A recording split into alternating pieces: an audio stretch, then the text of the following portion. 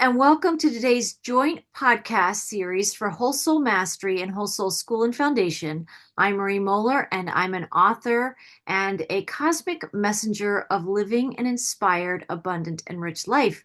And I'm back again with Justy Renson. We've been talking about the heroine's journey, the unique nuances to the heroine's journey. We've talked about the different stages that Justy has identified, and we explored that a little deeper in our first podcast together. We talked about the awakening goddess in the last podcast together. And today we're going to venture into meeting the goddess mentor, as well as connecting with sacred sisterhood, which are two stages of the 7 stages of the heroine's journey that you've identified and we've been reviewing together. So first, I want to just welcome you, Justy. I'm so grateful to be talking about this and more with you today. Me too. I'm really grateful to be with you, Marie, and to just we always go deeper when we're together, what we uncover here. Yes, yes, we do. There's something that happens in that co-creative energy. We get that second chakra, all of our chakras really, but flowing through in the insights and empowerment that we hope people listening to this podcast today will walk away with. And, when you have shared many aspects of your journey, and you certainly have helped to outline the meeting the goddess mentor, maybe we want to just take a minute and review what meeting the goddess mentor means to you, just for a refresher, so people can get in the energy of that. Let's just allow ourselves to go into that creationary space and that understanding. Well, I call it attracting the goddess mentor, and I'm actually even thinking of changing the word mentor to mentress, because mentor is a very masculine and male sounding word. And I say attracting because when the woman when the woman wants that guidance, she does attract and pull it in. And I did. I remember it was not my first mentor, but the first mentor that I had after I left the religion of my birth, which was a big turning point and a big time of needing and wanting support. Um, I sought it out. I went to specific 12-step meetings for families and friends of people who were using illegal drugs. And I didn't know immediately that I wanted a mentor, but I realized it very quickly because they had something called a sponsor and that you could ask. And most of the people in these meetings were women, and they had a lot of wisdom to share, and I could tell right away. So, I very soon asked a woman who I found inspiring, and I also found her to feel very solid. She was kind of a motherly first mentor for me. She felt very solid, very grounded, very clear. Yeah, nothing waif-like about her. So that felt really good to me. And, I was with her for a time, and then I sought out my second mentor.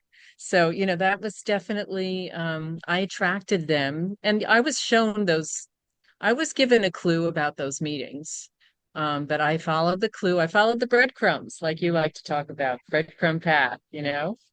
Put one foot in front of the other, and then it becomes clear, oh, this is what I want next, this is what I need and want. Yeah.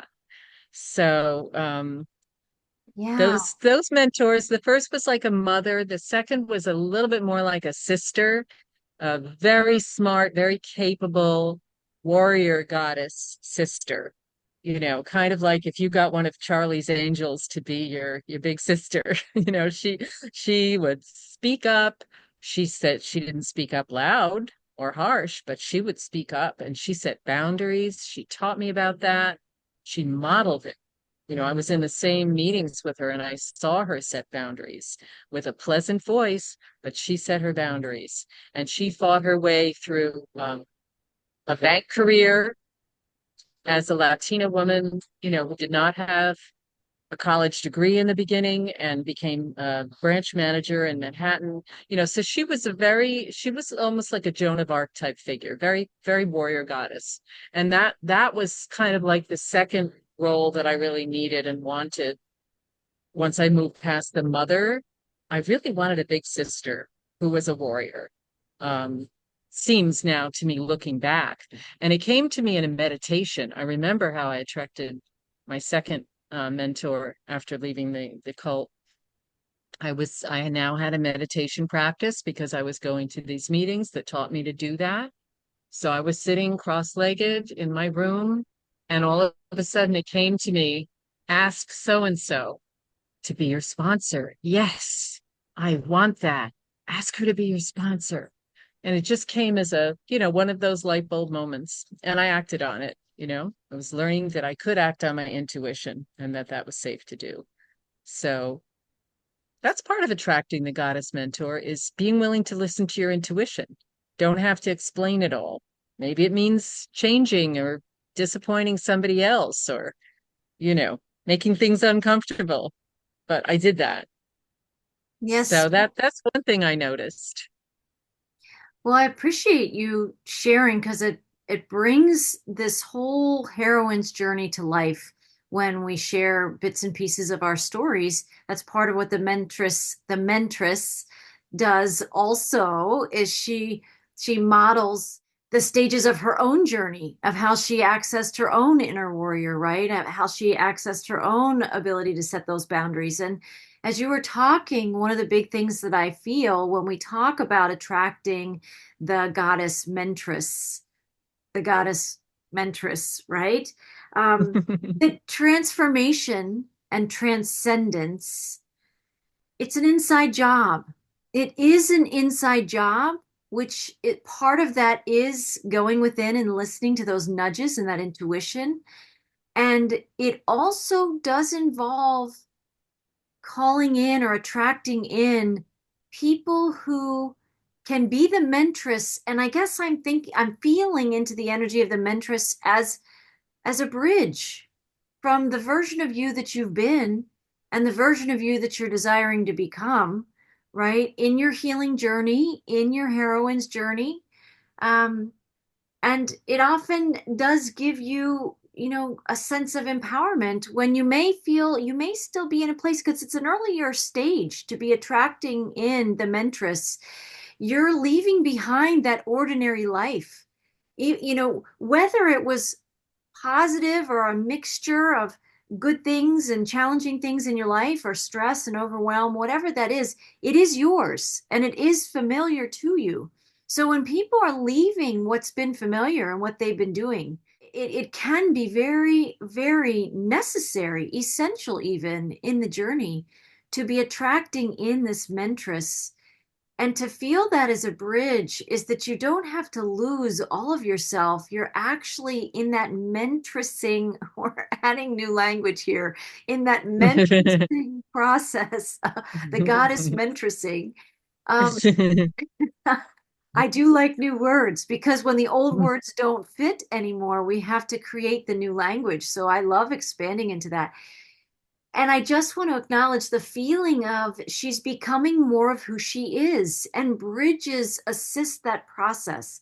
I see that as she walks with you. That's something I felt as I was reflecting on our podcast today before we got on camera, as we talked about in the Awakening Goddess podcast together. In the hero's journey, there is a mentor, but in a more of a masculine way. The mentor mentors you, and then you go out.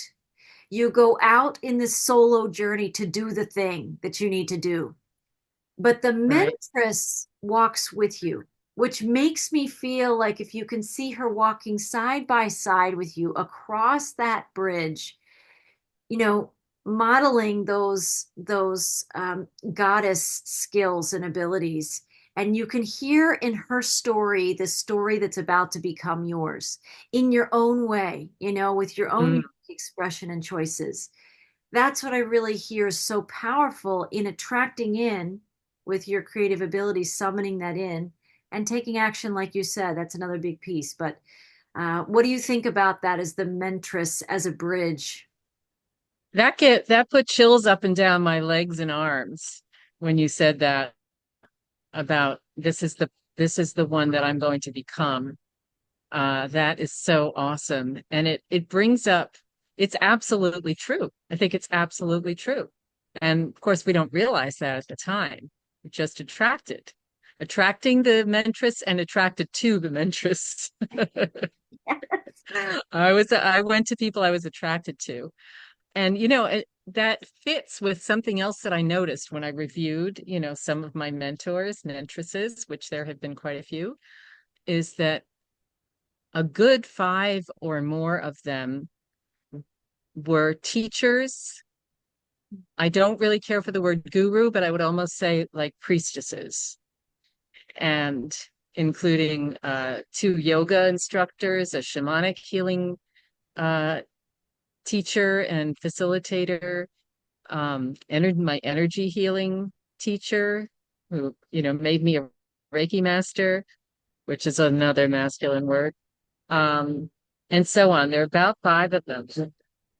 One of them is a women's transformational leader who teaches being outrageous, and following desire. So what has happened in the ensuing 20 years is that I am stepping up. It's not just that I loved having these really inspiring teachers and priestesses in my life and getting close to them. And I actually was building the capacity to be that myself, because I am not content to just be a follower. I must be a priestess and a teacher myself and a leader of groups of women. So to me, that's fascinating in the context of what you just said. Like, oh, I wanted to be those women, and I was paving the way, and it's a long journey. We're 20 years later, and now I'm able to call myself a priestess. I couldn't do that in 2002 or 2007. No way. I just wanted to be around them and suck in and drink in everything that they were giving out. It is so beautiful. This is not as beautiful, this analogy I'm about to make, but it does sort of speak to the points we're talking about. Anybody that's going through any kind of change or transformation, a shift into something new or different, um, there's a vulnerability. There's a willingness to be vulnerable. And when I think about the mentress, I feel it like a soft shell crab where it's kind of molting. Or my kids had hermit crabs, when they were growing up, some of their first pets. And that hermit crab we saw when they're like moving out of one shell because they've outgrown that and they're trying on some others around them. That's a little bit of what the heroine of her own story, that's stepping into the unknown, trying on new things, a more expansive version of herself that she can't yet see inside herself, but she recognizes in the mentress, in something she's so attracted to, but in her vulnerability can't quite see it or find it in herself, right? And there's strength in that vulnerability with the mentor by your side who's walking next to you. She's not saving you. She's not saving No, you. She's also not going into the mess that some people's lives feel like they're in. She's not joining into all of that, but she's walking next to you, knowing the strength and the abilities that transcend time and space that your soul has. She's knowing that for you while she walks with you when you can't see that yourself. So she's knowing your strengths and your light that is ready to shine beyond the version of you that is coming to a close. There is this leaving that ordinary life behind of the way you knew yourself.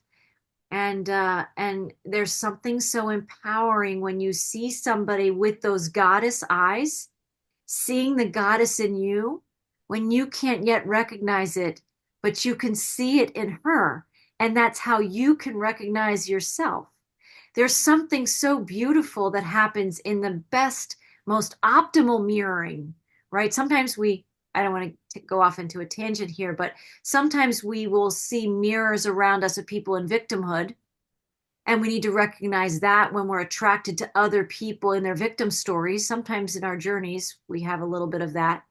But when you really accept the heroine's journey and you're ready to go through some kind of important transformation, when you do attract in the mentress, like you were looking and intuitively guided to call in the mentress that was going to mirror to you, there's something powerful when you consciously choose the aspects or the traits of the mentress that you're seeking to know in yourself and that you want to find in another warrior spirit in a way.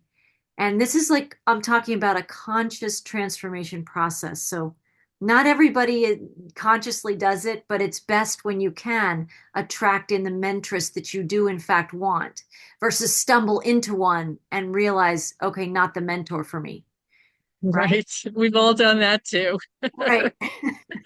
Yeah. The ones I'm speaking about are the ones that shine bright is that, yeah, I picked well that time and they stayed around. Yeah. And they brought out the best in me.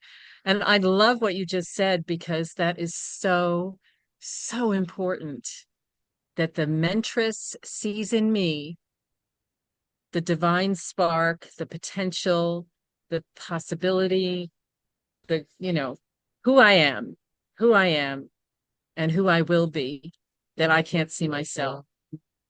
And that really, really happened. That really, really happened. And now I really seek to bring that to women that I am mentoring. I really seek, you don't tell them straight ahead, straight on. It has to be imparted in different ways. Um, but it's real. And the person can tell. I as the mentored one, the mentorist one, I could tell that they believed in me. There's a saying, we'll believe in you until you can believe in yourself. Yes. That's a very basic thing, but it's also I see in you what you can't yet see and accept in yourself. But Yes. it really helps me to grow into it. It really, really, really helps me to grow into it because it's happened. It's happened. I love that. It is so beautiful because one of the things that we've said before, but I'm going to say again, when people are in the earlier stages, they may still be in a dark night of the soul when they're attracting their mentress, right? They could be in the underbelly of this whole process, which isn't the most comfortable. And there is something so beautiful when somebody can see what's possible and the impossible of your life. When somebody can know what's incredible about you, when you feel like you're most vulnerable and, I don't know, most challenged or, most fragile state where you can't quite yet see it. But you can see in her eyes looking at you, you know what she sees in you, and it is so beautiful. I have had experiences like that myself, and so I love that that's come through our conversation today. One of the things that I wanted to maybe segue into talking about then is having this awareness of when we are attracting in the mentress, recognizing where it's a mentress that is that bridge for the next step of our growth process, where it's basically productive growth, where it is in fact leading me, and there's like really being discerning of who you're spending your time with, who the mentress is, because some people might just attract any mentress or any teacher, and that can lead down its own rabbit hole sometimes, that if it's somebody that isn't a good match to the aspects of you that need to grow, right? And another piece to what I'm saying is we can also have a mentress that we're with for a time and we outgrow. And both of those things I'm talking about, which I would love to hear you speak to as well, is the listening. Is this the match? It's you. I can see you light up when you think about your mentors that you attract in, and you love the richness of being with them and learning from them, and having them see that version in you that you couldn't yet see. That's how that true mentress should feel, that teacher in our lives, right? And maybe recognizing the signs when that isn't there, not to judge it, but just to know maybe there's a better match for me. I like that. Okay, so I want to address that question about not just stumbling in or choosing a mentor who's not really a good match, but actually following the intuition that knows that that is a great match. And to me, there's a taste of desire in there, like, oh, I want what she has. I want to be like her. I want to be with her. I want her to teach me, you know? It's different. I've had other mentors that I didn't put on this A list in my experience, where I was at a point where I knew I should get someone. I Mm. should get a coach. I should get a sponsor. I should get a teacher. And I would do a should choice, which wasn't a great match. It didn't quite resonate. I didn't get what I needed. Sometimes the person cut me off and I was hurt, but they weren't stemming from that heartfelt desire to be with that person. Mm. So I'm going to say in attracting a mentor, let's remember not to get somebody because we think we ought to right now. Like, let's really follow the flow of the desire. And maybe we weren't thinking of changing right now, but it comes up. One mentor, and this also fits with learning the skills and tools and practices that will prepare me. Sometimes I don't know what those skills, tools, and practices actually are preparing me for, but I have the desire to learn from that person. So, an example of this is a personal trainer who I saw working out in a gym where I had just taught a fitness class, or yeah, in Mamaroneck, New York. And I had never seen her before. She was brand new to me. She actually was not a member of that club. And I caught a glimpse of her working out. And what she was doing was so different and so cutting edge. And her body looked so lean and her movements were so, tigress like. I just wanted what she had. And I wasn't planning to get a new personal trainer at that time that I recall. I don't even remember who I was working with, but as a trainer myself, I usually wanted to have a trainer, but it wasn't necessary. I could go along without it. So this was totally spontaneous. And I called her in. Boy, she had no idea I was there. I went to the front desk and I said, "Who is that? Is she a member of this club?" And they said, "No." She teaches at Equinox or something. And somehow I tracked her down and begged her. I said, "Please, will you train me? I want what you have." And she became a wonderful trainer for me. And trainer is one of the facets, one of the types of mentors in the hero's journey. And I wouldn't normally have thought of a trainer in the heroine's journey. But I put it in the heroine's journey because it was totally intuitive.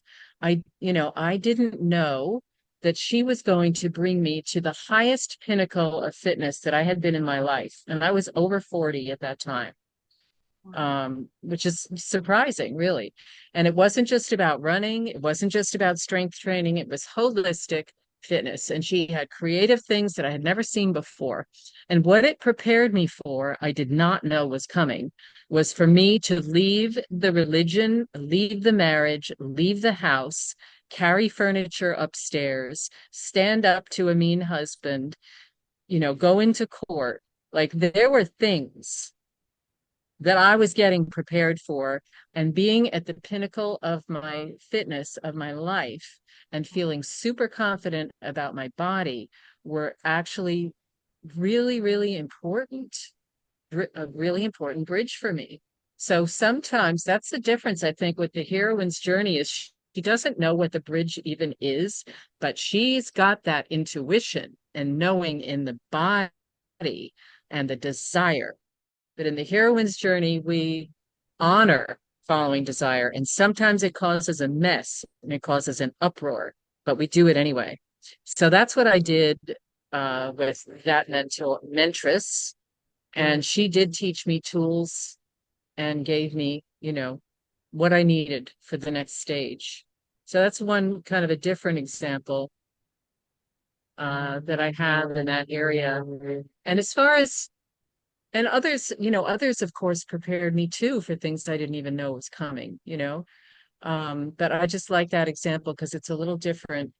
And then talking about growing away from a mentor or mentress, outgrowing. Sometimes I thought I outgrew, but then I circled back. So maybe I didn't really outgrow. I did this more than once, at least 3 times.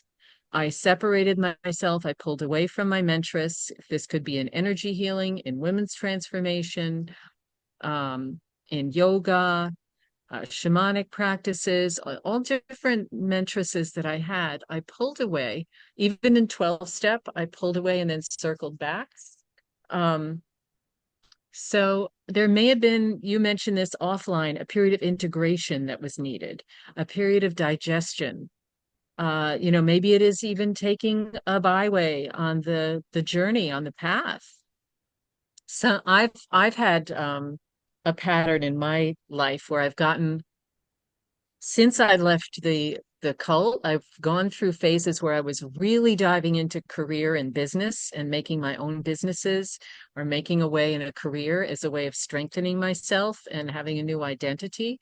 And then I would just crash with that and be like, I can't do this anymore. I've got to go into healing arts and gentleness and yoga and, all these other things. So or I have to do more recovery because suddenly like a new addiction would come up and I couldn't work that much because I had, a problem with my alcohol or a problem with my sugar, or problem with my skin that was coming out because of things I was eating. Um, so all that would cause me to go on this byway and then come back to a road maybe where I was before. So I might have abandoned the yoga path or the shaman's path or the energy healing. But then I was like, oh, I want that again. I want that so bad. That really happened. And so I feel that that's really natural in the heroine's journey because again, we are following our intuition. We are not on the linear mission. We are not going straight to that sword to pull it out of the stone. We may not even know where we're going next, but there's still wisdom in it because all of Yes. those came together. The business experience, the career experience, the recovery experience, the healing arts and the yoga and the shamanism, they all come together in ways that I wouldn't be able to see when I had them so separate and had different mentresses for the different ones. I So love that's what came up when I'm answering what you brought up. I love when you share your stories because it brings to life. I love how you talked about as you strengthened through your physical fitness and you found that trainer, that mentress in a trainer, that it was fortifying you in many other aspects of you to prepare you to leave the marriage, to stand up and set your boundaries, to physically have the strength to move yourself out and move into a new chapter of your life. So it's so powerful when people share their stories and people again can see their story reflected in somebody else's story, even if you're just, 2 steps ahead or 50 steps ahead. It's these glimpses of light we see in other people's story that we realize is possible in our own. So I feel that as you share your story. So, and also what I wanted to say is that often when we are on the hero or heroine's journey, there's the circle. It's like a circle story in a wholeness of the heroine's journey, right? And in the hero's journey, we talk about the story arc, right? But what I want to say is oftentimes if we've attracted and worked with a mentress, and then we may take a step back to integrate, or we need something different. There's something else we're calling in as a resource or a different kind of mentress in the journey. And I have found it fascinating that sometimes if we re-meet the mentress, again, I don't see time as linear, but I see us like on a higher spiral, a little bit of a different octave. You're not the same version of yourself, nor is the mentress, right? And sometimes there's something new for you to re-meet and connect and grow forward through that. So I love that you brought that aspect of the journey to light here for us today. So many beautiful breadcrumbs for people to be listening to. And maybe at this point, I wanted to segue into, and we can delve into this more in some other podcasts, but bringing in the essence of the sacred sisterhood, because when you need those bridges, the the Mentress, the goddess Mentress, is a huge bridge if we've as we've talked about.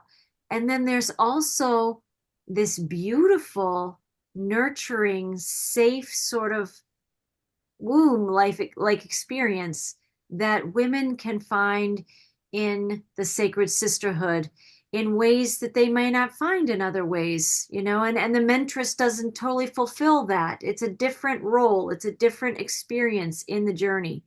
So yeah, maybe you can speak to the gifts of the sacred sisterhood as a facilitator of it, but also as somebody who's experienced it yourself. Absolutely. I love it. I just love it. And I use the word sacred with sisterhood not lightly. I mean, I say it with deep intention of what that is. And I will say by introduction too, is that few of the mentresses that I was attracted to actually brought me to sisterhoods and brought me extremely valuable and rich sisterhoods. So, including a transformational teacher who had a huge group, and we broke up into pods, and we formed sisterhoods that have lasted 15 years. It was very deep, and we were given practices and exercises to do that would deepen that trust. So it's one of the roles of a mentress is to create a sacred sisterhood and to set the space for it and set the practices for it, clean up or teach how to clean up the messes that come up, the dramas, and create friendships for life. So that's to me they're very tied. The mentress and the sisterhood, they're actually very tied.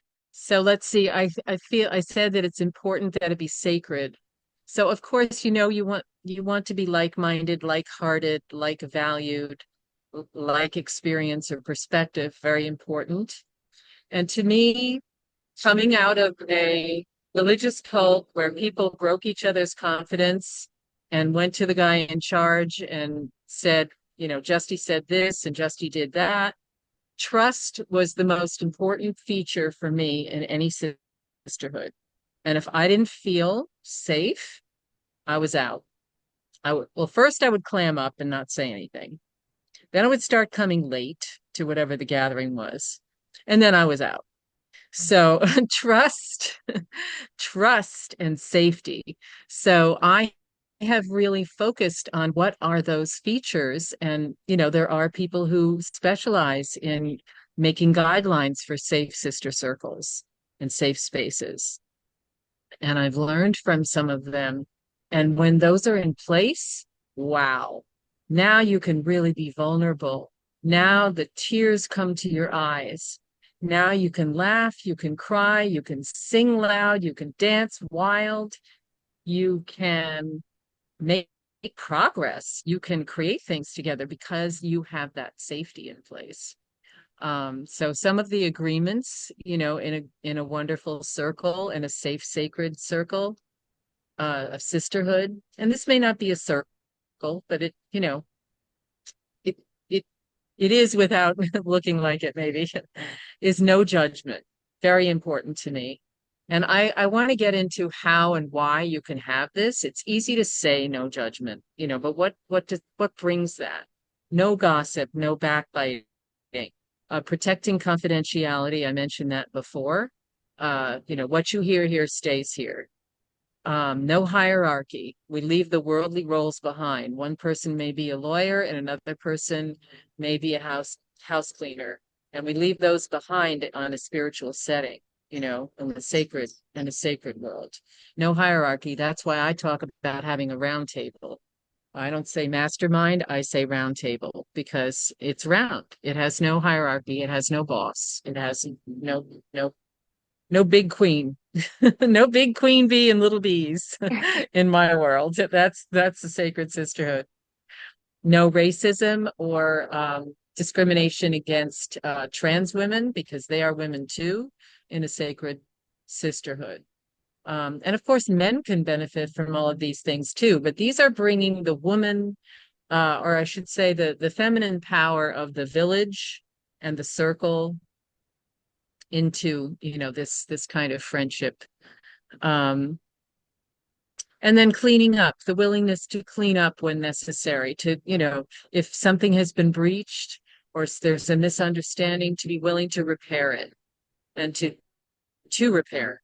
That came up in my last retreat, that there was a break, and I did everything I possibly could to repair it. I was not actually able to repair it during the retreat and the woman left, but I was able to repair it afterwards by reaching out to her to, multiple times until she, started to communicate and to say that I wanted the path to be clear between us. And anything at all that I had done or anything that I could do, I wanted to know. So, those are to me some of the keys to having a sacred sisterhood. And it's ideal that nobody ever makes a mistake, and people will. But at least if we're willing to clean it up and we know what the guidelines are, we know what the agreements are, then we could be like, "Oh, I was just gossiping right there. That wasn't cool." Or I just broke somebody's confidentiality. That wasn't cool. What am I going to do about that? And then it can continue on if we're really committed to this. So those are some things. You want to comment on any of that before I dive into something else that I love? Yeah, my only reflection is really just how beautiful it is with the sacred sisterhood when you feel all the other experiences that the heroine is having in her journey, is the ability to sort of spread her soul wings, as to try on expressing herself in these new ways that she never felt safe before, to do that. So it is allowing kind of this emergence, not just in theory, not just in concept, not just even in frequency, but in a sense of becoming. It allows her, it's like it's a bit of a cocoon, maybe, or that, just unfurling of her wings as she gets more confident in the cocoon that's safe for her to grow and to express herself differently than perhaps she ever has before. So I love how you talk about those ground rules, and that it isn't just in name only sacred sisterhood, but people who really facilitate that for the people in these special kinds of sisterhood communities, that there's an understanding of what that looks like, what that means. There's a definition to it that everybody in the group and in the sisterhood understands. So they can take their part in being a reliable sister, right? That's right. And some of that I heard in 12-step recovery rooms where they have traditions that are agreed upon and read in every meeting, Yeah. and they weren't just for women, but I think that there was a lot of depth to that, about people working together and being together and trusting each other, that, is really, that women can really embrace. Um, there's that saying, it takes a village, but, like you say, what does it take to be that village? Mm. What does it really take? Not just a bunch of people that live in a small town.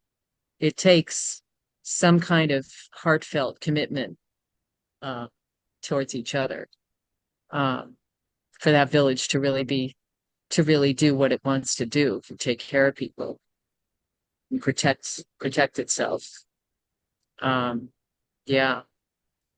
One of the things I mentioned was no backbiting, and no gossip, and, no racism and sexism. And I think that it's really important that there be a foundation in a sacred sisterhood. There is a foundation of letting go of the competition within the patriarchal system, the competition for the crumbs of the patriarchy, the competition for the approval of the patriarchy, the idea of scarcity, that if she gets it, then I won't get it. So I'm gonna cut her down. And that has been set up for us for centuries and millennia. So it's actually work to not fall prey to that. And there's this is one of the things that a mentor helped me with, was to be able to break through that to a love for all women as the goddess, all women as divine, for an appreciation of the sacredness of the womb, the female body, the beauty of the female body. So I was taught, I grasped it when I was looking at a piece of artwork in a slideshow. I suddenly grasped the divinity of all women and the incredible, breathtaking beauty of a woman, whatever shape, size, age, race, or health she is, and the magic of the and the power of the womb. And I was able to start, and I'm not saying that I didn't forget this in between, but I was able to start worshiping women as the divine goddess. And in this program, we called each other Sister Goddess. So that was a reminder. And it is a reminder. And if I can grasp that, I can have this incredible admiration for another woman and her instincts, her desires, and her intuitions, Yeah. and not compete with her. Because when I compete, I'm in my ego self. I'm in my little self. Like, I'm not at my best. I feel less than another woman. It perpetuates. Yeah, it just perpetuates wounds. So there needs to be, for a circle to really be sacred, a sisterhood to really be sacred, there has to be some grasp of this honoring of the woman, of the other women, and the divinity in them. I feel it's very important to me. And when I'm teaching, I really try to teach it, maybe subtly, maybe in little ways, but I try to impart it. Um, and it is hugely powerful because, some of these systems in the patriarchy do need to be broken down, and these influences do need to be seen past. And so if we can do that, we are part of a powerful movement that's existentially expanding. If we actually unite, was it the Dalai Lama who said the future of this world is in the hands of the Western woman or something like that? I don't know that one. No. Well, I've heard something like that, and I feel that there's a lot of truth in it. However, in order for it to be true, we have to break through those blind spots of the patriarchy and, having a hierarchy, being better than, being worse than, competing, all of that has to fall away. And then we can have tremendous power. Then we can use our privilege for the good, for the greater good.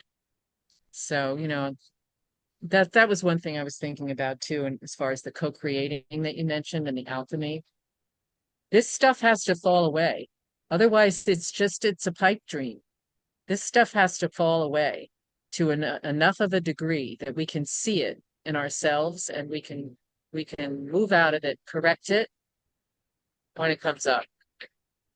Well, that sacred sisterhood, if, as you just described all that, it requires those essential elements of a sacred neutrality, of moving away from the ego's attachments and that better than, less than, all the, comparisons that get made. I think there's something beautiful about trusting in the sovereignty of every being, and that includes ourselves, and trusting the sovereignty of everybody's journeys and the sovereignty of our own journeys. And when we respect that that's the process and the journey that we're all, in fact, on, that it gives us permission to move beyond the things that we would need to judge in ourselves and others, and let people be exactly where they are in their journey, trusting that it's unfolding perfectly. And it doesn't need our judgment to help it along, right? That's the trick of the ego. It's like, oh, you need my judgment for you to take the next step in your journey. No, no. So we are learning the gift of sacred neutrality, and we get to put it into practice in the ground rules for sacred sisterhood. So I think that's really beautiful. And I want to say that for me, it goes even beyond neutrality to like celebration of the other women, even their smallest wins.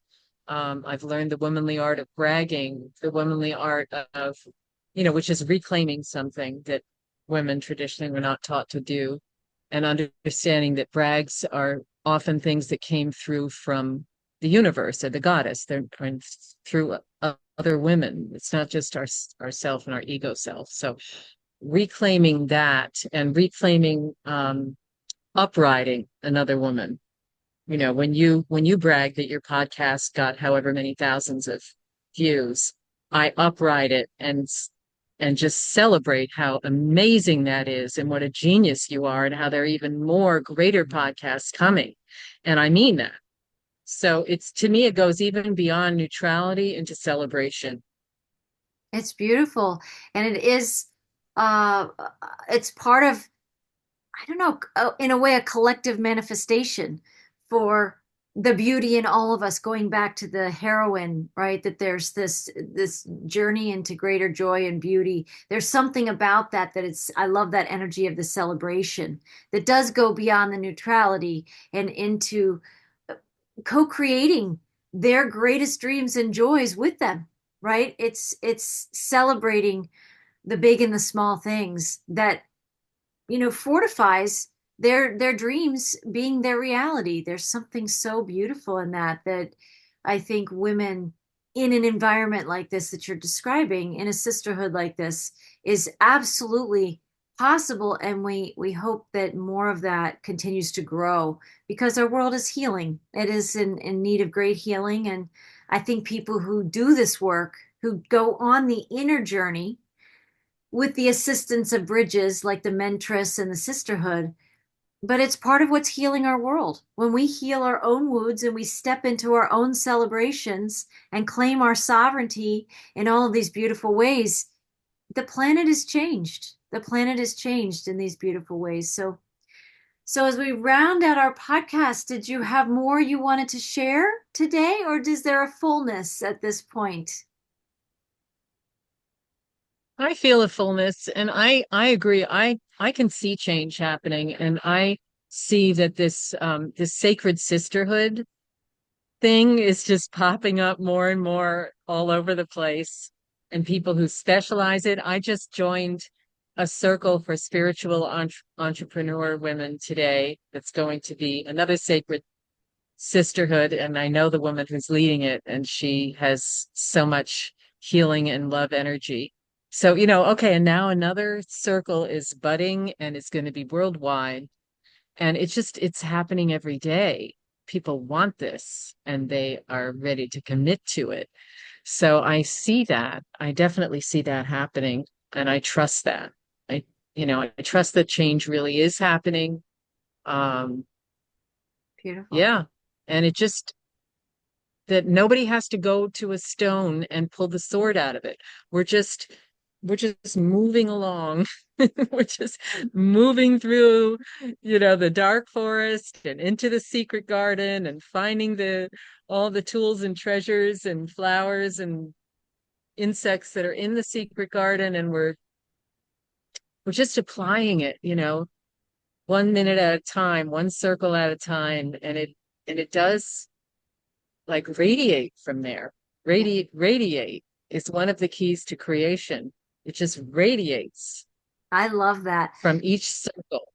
That So is beautiful. It is. It's so beautiful. There's a resplendence. There's a sparkle to it. And I do think that creation loves to be celebrated, right? There's something beautiful about that. And the feminine knows how to celebrate. It knows how to, I don't know, sparkle with that energy of joy at living in greater alignment and authenticity and more full self-expression, and being who we are. So I love that our conversations have, hopefully added some stones in the fog for people in their journey. They can step from one to the next, kind of like how I have, especially for Whole Soul School and Foundation, so many podcasts over the years, in the hero's journey. But there's such there's I don't know. I'm just feeling like a special, radiant, vibrant energy of vitality that the heroine's journey invites us all into. So I want to thank you. I want to thank you for sharing your stories and sharing your insights and sharing, your lived knowledge of the heroine's journey and bringing that to light for people who can recognize in you, Justy, that sparkle of like, that's the mentor, that's the mentress that I want to attract into my life, right? And if it's Justy, if it is in fact Justy Renson, there's ways to contact her. And if that's a special sparkle that people want to put on their vision board, that Justy or somebody else that's going to come into your experience in the next hour or day or week, it's beautiful that we're seeding this in people's consciousness. So I will for sure put the ways that you can connect with Justy in the description of the video. And I thank you. I thank you for joining me and bringing the fullness and richness of conversations like these to the listeners here at Whole Soul Mastery and Whole Soul School and Foundation. So thank you, Justy. Thank you. Oh, thank you, Marie. Can I share one thing that I just created that I'm offering? Please. Yeah, it's the Heroine's Journey one-day retreat. So this is a way to dive in without doing like a whole week-long retreat of the Heroine's Journey or a whole year-long mentoring program, which I also offer.